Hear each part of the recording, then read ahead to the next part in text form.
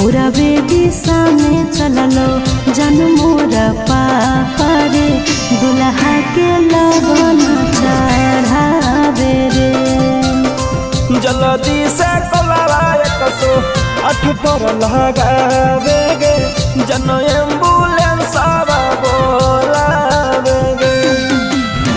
पश्चिमे दिशा में चललो जन मोरा चाचा रे शादी के कार्ड छपावे रे।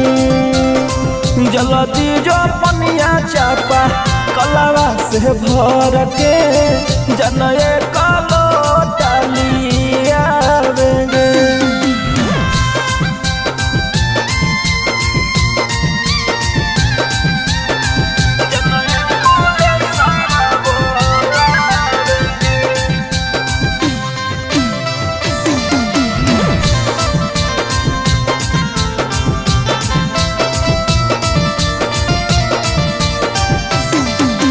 किस्मत जदी लिखतियोल हाथ से अपने से लिखतियोला रे अपने से लिखतियोल। धन दौलत परिवार के छोड़ के तोरे हम चुनतियोला रे तोरे हम चुनतियोल। पिया के अंगन में हमारे नाम से फूल के गाछ लगई हो गे फूल के गाछ लगई हो।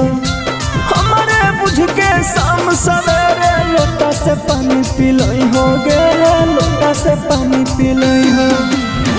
सखी सहेली मेहंदी छापो रे जानू गीत गीत हरनी लगलो गावे रे।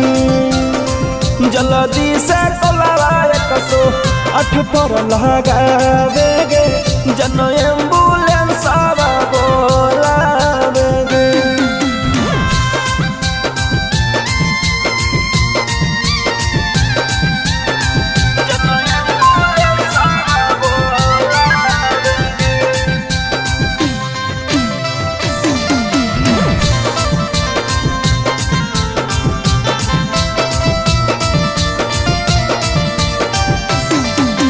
जात पात के बात न रहतल तोरे संग भग जतियोला रे तोरे संग भग जतियो।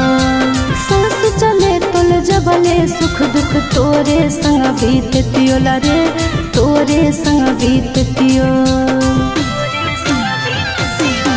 184 योनि के बाद जन्म मनुष्य में पैली गे जन्म मनुष्य में पैली। तब पता नहीं के कर भाग में हमर के दोसर में जइनी गे हमर के दोसर में जइनी। चिंटू से नातायब जो राबो रे सौरभ नैना से लोर नहीं बहावे रे। जल्दी से कोलावा 108 पर लगावे गे जन एम्बुलेंस बोला